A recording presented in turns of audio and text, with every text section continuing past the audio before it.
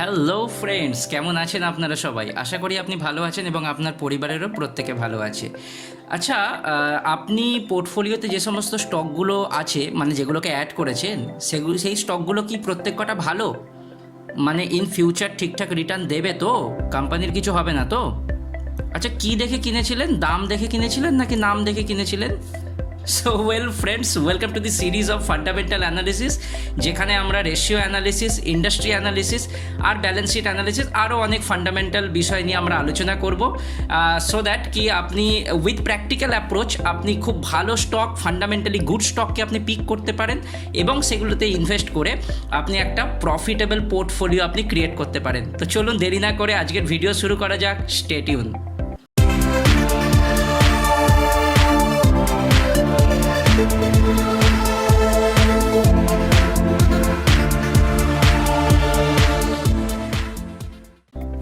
Friends, কোনো company fundamentally কেমন, তার ফিনান্সিয়াল হেলথ কেমন, এগুলো জানবার জন্য সবথেকে বেশি যার উপরে আমরা গুরুত্ব দিই সেটা হচ্ছে রেশিও অ্যানালিসিস। আর আজকের এই ভিডিওতে আমাদের টপিক হলো রেশিও অ্যানালিসিস, কিন্তু আমরা কিছু রেশিও নিয়ে আজকের ভিডিওতে আলোচনা করব, তাই এটা পার্ট 1 হিসাবে আমরা রেখেছি এবং আস্তে আস্তে অন্য ভিডিওতে আমরা বাকিগুলো নিয়ে আলোচনা করব। তো কিন্তু একটা কথা মাথায় রাখতে হবে যে সব রেশিও কিন্তু একই কথা বলে না। প্রত্যেকটা রেশিওর নিজের নিজের ইম্পর্টেন্স রয়েছে। প্রত্যেকটা রেশিও কোম্পানির কোনো কোনো দিককে ইন্ডিকেট করে। যেমন কোনো রেশিও কোম্পানির লিকুইডিটিকে বোঝায়, মানে হচ্ছে কোম্পানির যদি আজকে কোনো প্রবলেম হয়, কোম্পানির মধ্যে অতটা ফান্ড আছে কি না যেটা দিয়ে সমস্ত অব্লিগেশনকে তার মেটাতে পারবে। কেউ আবার প্রফিটেবিলিটির কথা বলে, মানে হচ্ছে কোম্পানি কতটা এফেক্টিভ, কতটা সে টাকা তার পারফরমেন্স কেমন, তার উপরে কোনো রেশিও কথা বলে। আবার কোনো রেশিও কথা বলে কোম্পানির অ্যাক্টিভিটির ওপরে, যে কোম্পানিতে যে অ্যাসেটগুলো রয়েছে সেই অ্যাসেটগুলো থেকে কোম্পানির আর্নিং কীরকম আসছে, তো তার সে বিষয়ে অনেক কথা বলে অনেক রেশিও। আবার কোনো রেশিও আছে যেটা কোম্পানির লিভারেজের বিষয়ে কথা বলে, মানে কোম্পানিতে ডেট আর ইকুইটি এদের অবস্থা কী হিসাবে আছে, তো সেই হিসাবে কথা বলে। তো চলুন আজকের আমরা ভিডিওতে যাই এবং আজকে আমাদের যে টপিকগুলো আছে সেগুলো নিয়ে আমরা একে একে আলোচনা করি। সো ফ্রেন্ডস, আজকের টপিক হলো আমরা তিনটে মেনলি রেশিও নিয়ে আলোচনা করব। Number 1 is debt to equity ratio, number 2 price to earning বা পিই রেশিও, আর নাম্বার 3 যেটা নিয়ে আমরা আলোচনা করব সেটা হচ্ছে রিটার্ন অন ক্যাপিটাল এমপ্লয়েড বা যেটাকে আমরা ROCE বলে থাকি।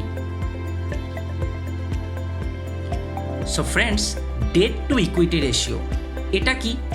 এই ডেট টু ইকুইটি রেশিও আমাদেরকে বলে যে একটা কোম্পানিতে, মানে টাকা, কোম্পানিতে তো মানি থাকে, সেই টাকাটা কোথা থেকে আসছে। মানে একটা হচ্ছে বাইরের টাকা, একটা হচ্ছে ভেতরের টাকা। এবার একটু কনফিউশন হয়ে গেল, বাইরের টাকা আর ভেতরের টাকা মানে কি? আচ্ছা দেখুন, বাইরের লোকের টাকা মানে যারা আমাকে লোন দিয়েছে, মানে যে সমস্ত টাকা হচ্ছে আমাকে কোম্পানিতে বড় করতে হয়েছে, ঠিক আছে, মানে যেগুলো হচ্ছে লং টার্ম বড়োয়িং, তো সেগুলোকে আমরা বলবো ডেট। তো সেই দিয়ে যেটা ফান্ডটা তৈরি হয় তাকে আমরা বলবো ডেট ফান্ড। আর যেটা শেয়ার হোল্ডারের টাকা, মানে যেটা কোম্পানির মধ্যে যে সমস্ত শেয়ার হোল্ডাররা আছে তাদের কাছ থেকে যে টাকাটা আসে সেই টাকাটাকে আমরা বলবো ইকুইটি। সো এই ডেট আর ইকুইটি দুটো মিলিয়ে ডেট ইকুইটি তৈরি হয়। এবারে ডেট ইকুইটির রেশিওর আমাদের যেটা ফর্মুলা আপনারা জানেন, ডেট ডিভাইডেড বাই ইকুইটি, ঠিক আছে। তো ডেটে আমাদেরকে কী করতে হয়? ডেটে আমাদেরকে কিন্তু ইন্টারেস্ট পে করতে হয়। দুটোর মধ্যে ডিফারেন্স হচ্ছে এটাই যে আমাকে ডেট নিলে ইন্টারেস্ট দিতে হবে, কারণ আমি লোন নিয়েছি কোনো কোম্পানির কাছ থেকে, তো আমাকে কী পেমেন্ট করতে হবে? ইন্টারেস্ট পেমেন্ট করতেই হবে। আর অন্যদিকে ইকুইটিতে আমাদেরকে কী পেমেন্ট করতে হয়? আমাদেরকে ডিভিডেন্ড পেমেন্ট করতে হয়। আর ডিভিডেন্ড কিন্তু আবার মানে যে প্রত্যেক বছর পেমেন্ট করতে হবেই তার কোনো ম্যান্ডেটারি নেই। কোম্পানি যদি আর্নিং করে সেই আর্নিংয়ের একটা পোর্শন শেয়ার হোল্ডারের মধ্যে দিতে হয়, that is known as dividend. So এবারে দেখুন যে এই কোম্পানি, আমরা যে একটা এক্সাম্পল নিই, যে কোম্পানি এক্স, যেটা আপনি বাঁদিকে দেখতে পাচ্ছেন, এই কোম্পানি এক্সের ডেট ইকুইটি রেশিও দেখা যাচ্ছে 2:1। এবারে 2:1 দিয়ে আমরা কি বুঝবো? এর মানে হচ্ছে যে কোম্পানিতে ডেট ফান্ড আছে 2 আর কোম্পানিতে ইকুইটি থেকে ফান্ড আছে হচ্ছে 1, মানে 2 টাকা লোনের আর 1 টাকা ইকুইটির। তো এটা ভালো না খারাপ? মানে 2:1 থাকাটা কি ভালো কোম্পানির জন্য? মানে এই রেশিওটা দেখে আমরা কি করে বুঝবো? এটা বুঝবো কি আমরা অ্যাকচুয়ালি আমাদেরকে এটা দেখতে হবে যে এটাকে আমাদেরকে না একটু বিগত বছরের সঙ্গে দেখতে হবে। মানে বিগত 2 বছর, 3 বছর, 5 বছর আপনি দেখতে পারেন। যদি আপনার এটা ইনক্রিজ করছে, মানে যদি বাড়ছে সময়ের সঙ্গে, যদি আপনার মানে বাড়ছে, এর মানেটা কি? যদি ডেট ইকুইটি রেশিও বাড়ছে সময়ের সঙ্গে, এর মানে হলো যে কোম্পানি বেশি পরিমাণে লোন নিচ্ছে।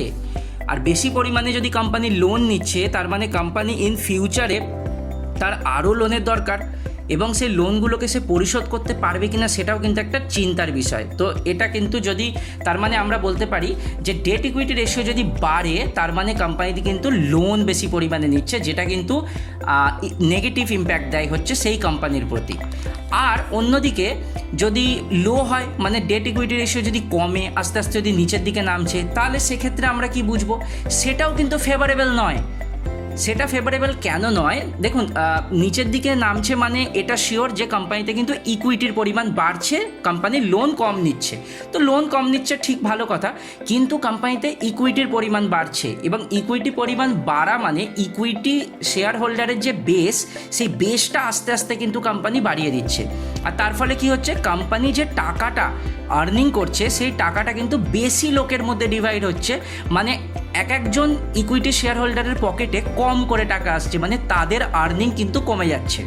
এটাকে আমরা এইভাবে বুঝি যে সাপোজ ধরে দিন একটা কোম্পানির আর্নিং হয়েছে 100 টাকা, এবং সে 100 টাকার আর 5 জন শেয়ার হোল্ডার আছে, তাহলে একজনের পকেটে প্লেন অ্যান্ড সিম্পল 20 টাকা করে যায়।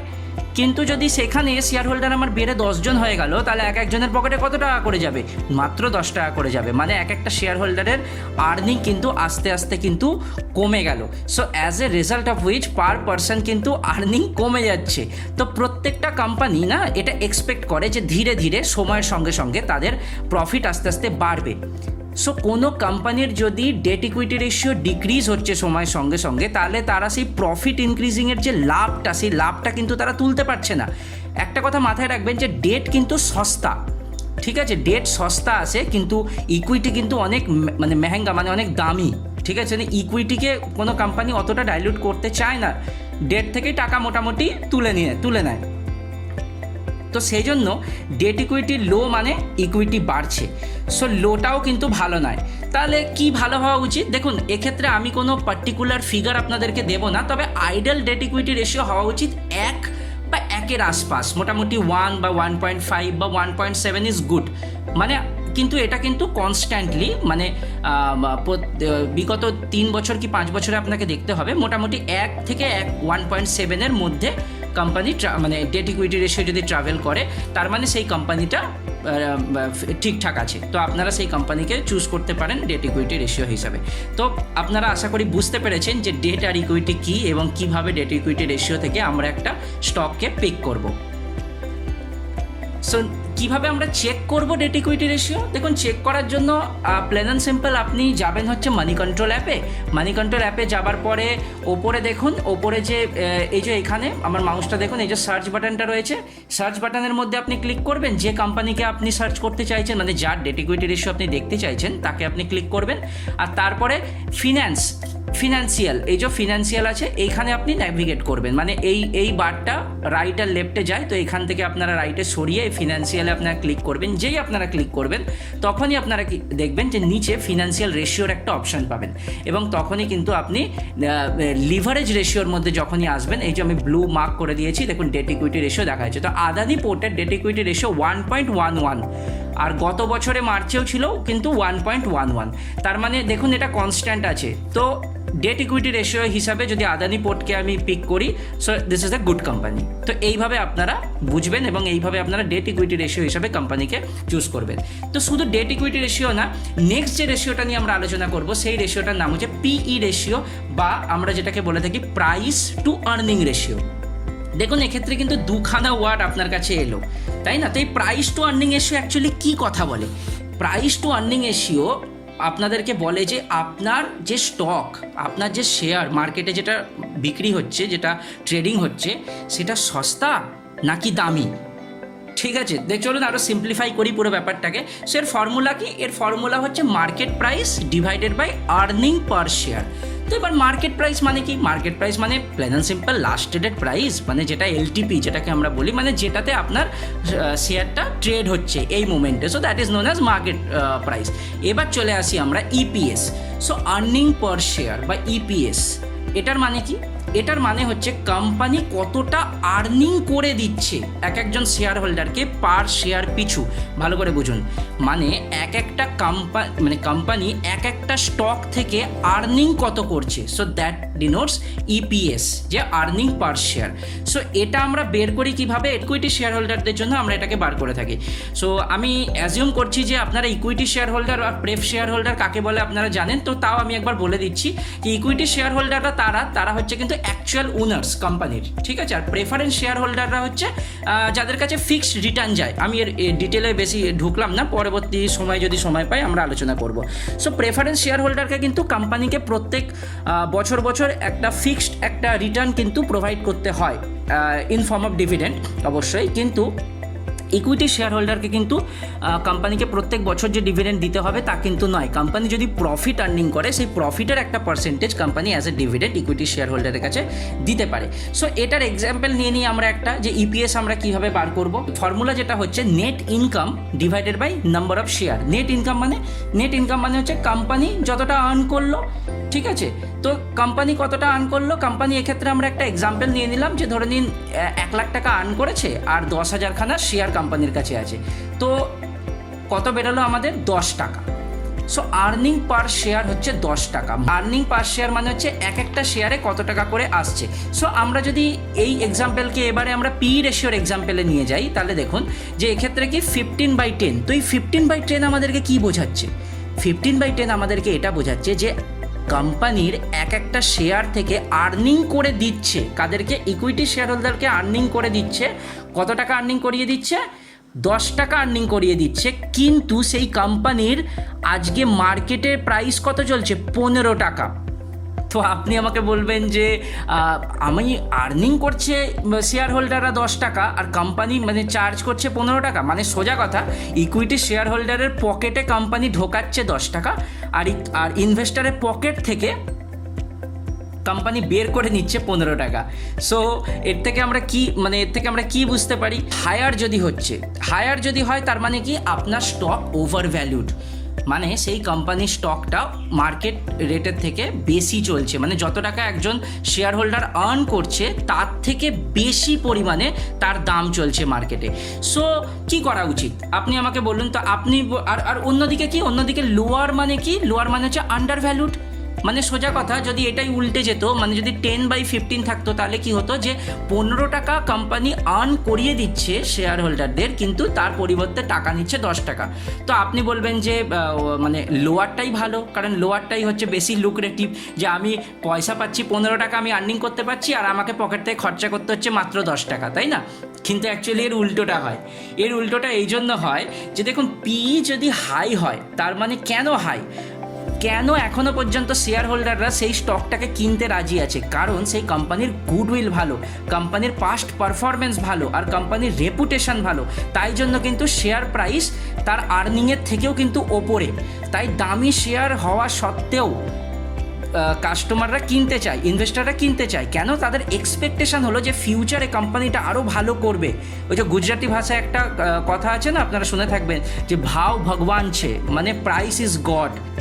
সো পি অ্যাকচুয়ালি বায়ারের ট্রাস্টকে দেখায়, যে একজন বায়ারের সেই কোম্পানির প্রতি ট্রাস্ট কতটা, যে এতটা বেশি টাকা হওয়া সত্ত্বেও সে সেই স্টকটাকে পিক করে এবং কিনতে শুরু করে। তো যত বেশি পি, বায়ারের ট্রাস্ট তত বেশি। So higher the P is favourable, কিন্তু একটু প্রবলেম আছে, সেটা হচ্ছে কোনো কোম্পানির পি এই 1.5 হচ্ছে, এটা দেখে আপনি কিছু বুঝতে পারবেন না। তো আপনাকে কি করতে হবে? আপনাকে সেই সেক্টরের যারা পিয়ার্স আছে, মানে যারা কম্পিটিটার্স আছে, তাদের সঙ্গে কিন্তু আপনাকে তুলনা করতে হবে, তবেই আপনি অ্যাকচুয়াল পিকচারটা পাবেন। তো কিভাবে করবেন চলুন দেখে নিই। সো এবারে আমরা যে অ্যাপটা ওপেন করব, সেই অ্যাপটা হচ্ছে টিকার টেপ। তো টিকার টেপ অ্যাপটা আমি কেন বলেছি, মানি কন্ট্রোলেও আপনারা দেখতে পারেন পি রেশিও, কিন্তু অনেক সময় কি হয় জানেন তো, মানি কন্ট্রোলে আপনি সেক্টরের পি বা কোনো পিয়ার্সের পির সঙ্গে আপনি কম্পেয়ার করতে পারেন না, আর এই অ্যাপে আপনি ডিরেক্ট কম্পেয়ার করতে পারবেন। সেজন্য আমি এই অ্যাপটাকে রেকমেন্ড করেছি। করছি। আর বাই দ্য ওয়ে আমি বলে রাখি, এগুলো কিন্তু কোনো স্পন্সর অ্যাপ নয়, এগুলো আমি ইউজ করি। আমি প্রথমেই বলেছি প্র্যাকটিক্যাল অ্যাপ্রোচে সব কিছু হবে। তো আমি যেভাবে ইউজ করি ফান্ডামেন্টালি অ্যানালিসিস করবার জন্য, আমি ঠিক সেই সেম স্ট্র্যাটেজি আপনাদের সঙ্গে শেয়ার করছি। সো কী করবো, টিকার ট্যাব অ্যাপ খুলবো। অ্যাপটা খোলার পরে আমরা কোম্পানি সার্চ করব। এই দেখুন ডাউনে আমি মাউস নিয়ে যাচ্ছি, এখানে সার্চের অপশনটা রয়েছে, এখানে ক্লিক করে আপনারা সার্চ করে নেবেন। আর সার্চ করবার পরে ন্যাভিগেট করে নেবেন হচ্ছে কি মেট্রিক্সের ওপরে। এই যে ওপরে আমি ব্লু কালারের মার্ক করে দিয়েছি, দেখুন পিই এখানে দেখাচ্ছে 17.21, কিন্তু সেক্টরের পিই দেখাচ্ছে 32.07। এর মানে কি? এর মানে সেক্টরের পিই হচ্ছে 32 টাকা। মানে এটা যে স্টক, এটা কোন স্টক আমি খুলেছিলাম আমার মনে নেই, মনে হয় আমি স্টেট ব্যাঙ্ক অফ ইন্ডিয়া খুলেছিলাম মেবি। সো ব্যাঙ্কিং সেক্টরে তার মানে পিই হচ্ছে 32 রুপিস, আর কিন্তু এই স্টকটা পিই হচ্ছে 17 টাকা 21। ঠিক আছে, তার মানে স্টকটা আন্ডার ভ্যালুড। সো আপনি এখানটাতে একটু কম্পেয়ার করে আপনি সেই হিসাবে আপনার ডিসিশন নিতে পারেন। তাও আমি বলছি হায়ার দ্য পিই, ঠিক আছে, মোর দ্য ট্রাস্ট, মানে ট্রাস্টটা আরও বেশি হয়, তো হায়ার ইজ জেনারেলি ফেভারেবল। তো চলুন এবারে যে নেক্সট যে রেশিওটা আমাদের লিস্টে আছে সেটা হচ্ছে রিটার্ন অন ক্যাপিটাল এমপ্লয়েড। তো দেখুন এক্ষেত্রে কি আসছে, এক্ষেত্রে দুটো ওয়ার্ড আসছে, একটা হচ্ছে রিটার্ন আর একটা হচ্ছে ক্যাপিটাল এমপ্লয়েড। এবারে রিটার্ন মানে কি? রিটার্ন মানে প্লেন অ্যান্ড সিম্পল আমাদের ইবিআইটি আমরা বলতে পারি, মানে earning before interest and tax, মানে কোম্পানি যেটা আসছে টাকা, so that is written. And what is capital employed? Capital employed is nothing but মানে আমার ডেট ফান্ড আর আমার ইকুইটি ফান্ড, যেটা আমরা ডেট ইকুইটি রেশিওতে আলোচনা করেছি। একটা কোম্পানিতে নতুন টাকা যে ঢোকে, মানে যে টাকা কোম্পানির মধ্যে থাকে, তো ডেট আর equity if I put together that becomes my capital employed. তো আমার ক্যাপিটাল এমপ্লয়েড এটা হয়ে গেল, ঠিক আছে। তো এবার আমরা একটা এক্সাম্পল নিয়ে নিই। এটার ফর্মুলা কি? এটার ফর্মুলা হচ্ছে ইবিআইটি মানে return divided by capital employed. তো এক্সাম্পল হিসাবে আমরা 100 টাকা ধরে নিন, সাপোজ ইবিআইটি আছে মানে আর্নিং করেছে, আর ক্যাপিটাল এমপ্লয়েড আমার কাছে টোটাল টাকা আছে হচ্ছে 1000 রুপিস। আর যেহেতু এটা পার্সেন্টেজে হয়, তো সেজন্য এটাকে আমরা মাল্টিপ্লাই বাই 100 করে দেবো, হুইচ ইজ 10%। তো এবার 10% দেখে আমরা কি বুঝবো? 10% দেখে প্লেন অ্যান্ড সিম্পল আমরা অ্যানালাইজ করবো যেটা হায়ার প্রফিটেবিলিটি।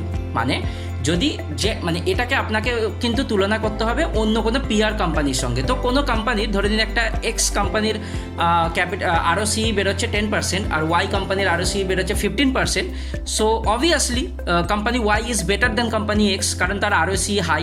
তো ROCE দেখে আমরা কি বুঝবো? Higher the ROCE better the profitability. তো এবার এটাকে আমরা ROCE কীভাবে চেক করবো? প্লেন অ্যান্ড সিম্পল আমরা চলে যাবো মানি কন্ট্রোল অ্যাপে। এখানে আমরা খুব সুন্দরভাবে চেক করতে পারি, ঠিক যেমন আমরা ডেট ইকুইটি রেশিও চেক করেছিলাম। আমরা মানি কন্ট্রোল অ্যাপে যাওয়ার পরে কোম্পানি সার্চ করব, সার্চ করার পরে আমরা ফিনান্সিয়ালে ন্যাভিগেট করে নিচে আমাদের রেশিওস আছে, রেশিওসে ক্লিক করব, তবেই আমরা কিন্তু এখানে ROCE পেয়ে যাব। তো দেখুন এই ক্ষেত্রে ROCE কী দেখাচ্ছে? ROCE 41.57 লরাস ল্যাবের। So it's a very good company. তাও আমি যে লরেস ল্যাব দেখেই নিয়ে নেবো সেটা না, আমাকে লরেস ল্যাব যেহেতু একটা ফার্মা কোম্পানি, তো আমাকে কোনো অন্য ফার্মা কোম্পানির সঙ্গে দুটোকে আমাকে কম্পেয়ার করতে হবে, তারপরে যেটা হায়ার হবে আমি সেই হিসাবে দেখে আমি আমার জাজমেন্ট নিতে পারি। সো ফ্রেন্ডস, আজকের ভিডিওতে আমরা আলোচনা করলাম 3টে বেসিক রেশিও নিয়ে, যে রেশিওগুলো থেকে আপনারা একটা কোম্পানির ফান্ডামেন্টাল অ্যানালিসিস করতে পারেন। এক্ষেত্রে আমি জানিয়ে রাখি যে 3টে রেশিওকে কিন্তু একসঙ্গে করেই আপনাকে অ্যানালিসিস করতে হবে, এবং আগামী দিনে আমি আরও যে রেশিওগুলো বলবো সেগুলোকে যখন আপনি একত্রিত করে একটা কোম্পানিকে অ্যানালিসিস করবেন, তখন আপনি অ্যাকচুয়াল পিকচার আপনি পাবেন সেই কোম্পানিটার সম্বন্ধে। সো আশা করি আপনাদের এই ভিডিওটি ভালো লেগেছে, আর যদি ভালো লেগে থাকে তাহলে এই ভিডিওটিকে আপনি লাইক করে দেবেন। আর যদি কোনো কনফিউশন থাকে, কোনো কোশ্চেন থাকে, তাহলে নিশ্চয়ই আমাকে কমেন্ট বক্সে লিখে পাঠাবেন। আর এটাকে বন্ধুদের সঙ্গে শেয়ার করতে একদমই ভুলবেন না, আর চ্যানেলটিকে সাবস্ক্রাইব করে দেবেন, এরকম টাইপের ভিডিও নোটিফিকেশন আপনার কাছে পৌঁছে যাবে। সো আবার দেখা হচ্ছে এর পার্ট 2-এ, খুব শীঘ্রই আপনাদের সঙ্গে দেখা হবে। ততদিন ভালো থাকবেন। Good night, good morning, good evening, আপনি যখনই এই ভিডিওটাকে দেখছেন।